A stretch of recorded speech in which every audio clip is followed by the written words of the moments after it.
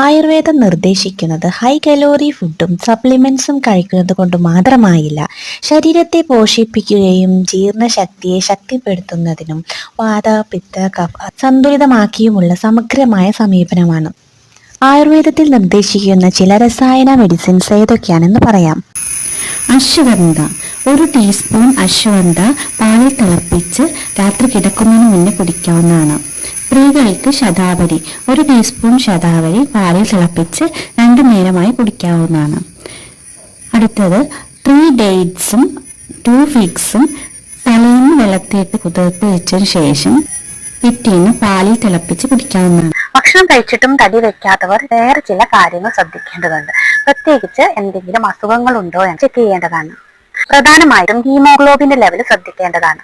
കൂടാതെ blood count കുറയുമ്പോൾ anaemia എന്ന അവസ്ഥ തൈറോയ്ഡ് ഫംഗ്ഷനെയും ബാധിക്കുന്നു. ഇത് വെയിറ്റ് കുറയ്ക്കാനും